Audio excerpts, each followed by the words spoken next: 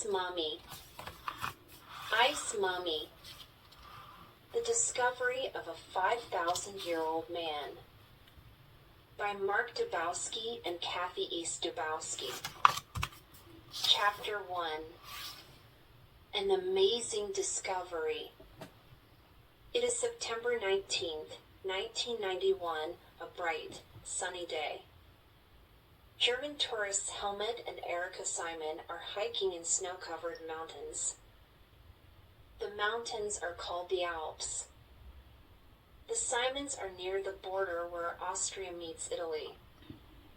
They have hiked here many times before. There is usually snow on the ground, even in the summer. But this year the weather has been warm. There is not as much snow as usual. Suddenly Erika sees something odd sticking up in the snow. What could it be? At first Helmut thinks it is a doll's head. He is wrong. It's a man, cries Erika. The man lies face down, half buried in the ice. The Simons look closely. The man is dead. Was he a hiker? They wonder.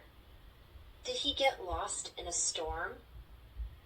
Did someone kill him? Quickly they take a photograph of the body. Then they hurry to the next hiker's shelter to report their discovery. The man who runs the shelter calls the police right away. The Alps can be dangerous. The trails are rocky and steep. Fast-moving storms can catch hikers off guard. Sometimes hikers die. The police are called to bring out the bodies. The police are very busy. They cannot come that day. They cannot come the next day either. The man who runs the shelter decides to hike up the mountain to see the body for himself. How strange! The man thinks. He has seen people frozen in the ice before. Their skin always looks white and waxy. But the skin of this body is brown and dry. That's not all. Broken pieces of carved wood are scattered around the body.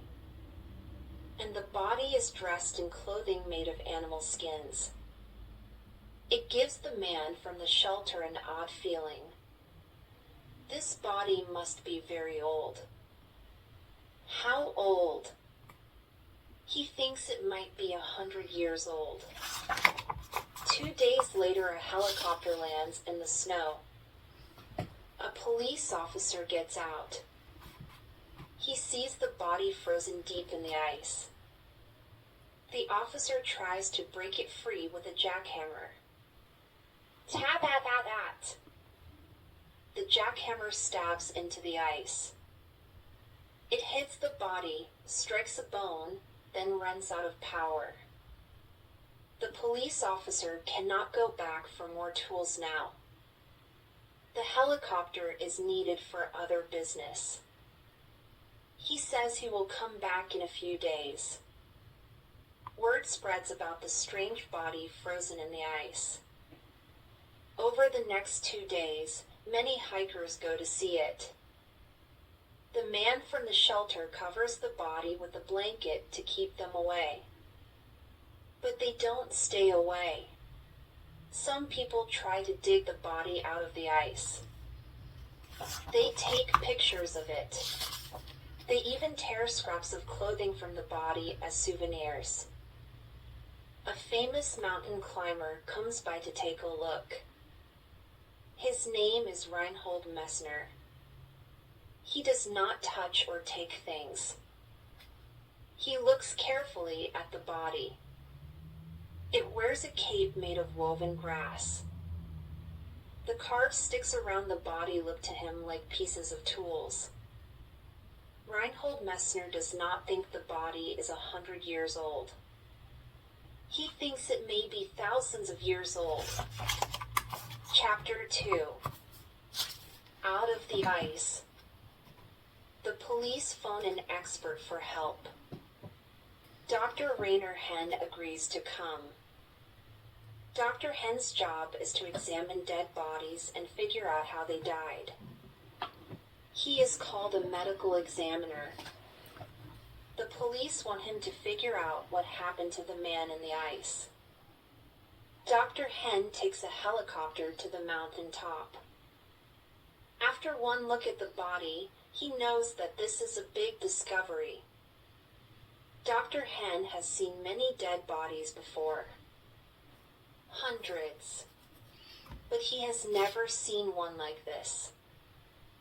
It's a mummy! Dr. Hen knows the mummy must be moved very carefully. But he does not have the right tools to get it out of the ice. Should he leave and come back later? No. He does not want to leave the mummy in the open any longer. People or animals may do it more harm. So Dr. Hen borrows an axe and a ski pole from a hiker. He chops at the ice around the body. It's hard work, but finally he drags the mummy out. Around its waist is a kind of tool belt. On the belt is a small knife with a wooden handle. But it is not a modern knife with a steel blade. This blade is made of stone. Dr. Hen and his helpers put the mummy in a body bag. They pick up everything they find around the site. The carved wood, an axe. They put it all in the helicopter. Then they fly to the nearest village. There, they put the mummy in a coffin. Then they put the coffin in a long black car. It looks as if they are going to a funeral. But they do not drive the mummy to a graveyard to be buried. They take the mummy to the medical school where Dr. Hen works. Dr. Hen asks other scientists to look at it. No one has ever seen anything like this. Meanwhile, people all over the world are talking about the frozen mummy. Who was he? Where is he being kept? What's the big secret? Dr. Hen's phone rings off the hook.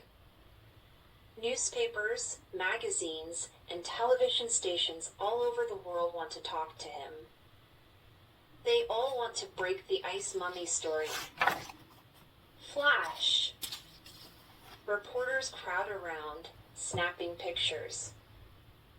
Dr. Hen has invited them to the medical school where he works to have a look at the mummy. The reporters give it a nickname, the Iceman. They poke at the mummy.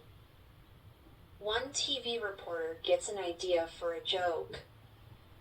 He hides behind the mummy. Then he makes its hand wave to the camera. Things are getting out of control. Meanwhile, something is happening to the mummy. At first, everyone is too busy to notice. Then someone points. Look! Something is growing on the mummy's skin. It looks as if mold is spreading all over his body. The Iceman is thawing out. After just a few days around people, flashbulbs, and television lights, the mummy is starting to rot. The scientists act quickly. First, they wash the Iceman with a hospital germ killer. Then they put him in a cold room. It is like a big refrigerator. Inside the room it is 21.2 degrees. Fahrenheit, the same temperature as the ice.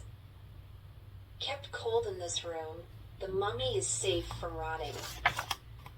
Finally, the mummy is examined by an archaeologist and expert in ancient people. He is Dr. Conrad Spindler. Dr. Spindler enters the cold room. He looks closely at the body. He looks at the knife with the stone blade. But most of all, he looks at the Iceman's axe. Other archaeologists have found parts of axes like this before. The handle is made from a tree limb where two branches grew apart. A blade is wrapped in place where the branches forked. The blade is made of copper. Experts know that axes like this were used by people thousands of years ago. Dr. Spindler says this axe tells us that the Iceman is at least 4,000 years old. How could a human body last so long without protection? Normally, the Alps are very cold throughout the year, even in summer. But once in a while, the weather is not so cold. Some scientists think warm wind blew snow off the body and dried it out, turning it into a mummy. Others say the body would not have lasted if it was uncovered at any time. They say that birds or other animals would have destroyed it. These experts think the body stayed under the snow and ice the whole time. They think that if the snow and ice were frozen very hard, the body could have dried out. A scientific test called carbon-14 dating can tell the age of almost anything that ever lived: animals, plants, or things like cloth, which comes from animals or plants. How old is the ice mummy? Carbon-14 dating shows he is more than 5,000 years old. Getting to know the ice mummy better is not just a job for scientists. Artists work from a model of the Iceman's skull to sculpt what his face might have looked like.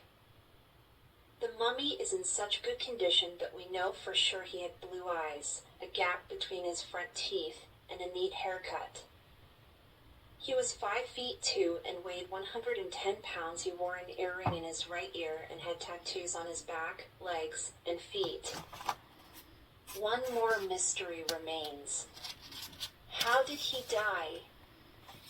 To answer this question, the scientists become detectives, trying to solve a case that is 5,000 years old. Here is the evidence. Clothing. The Iceman was wearing a hat, jacket, and pants made of animal skins. This makes science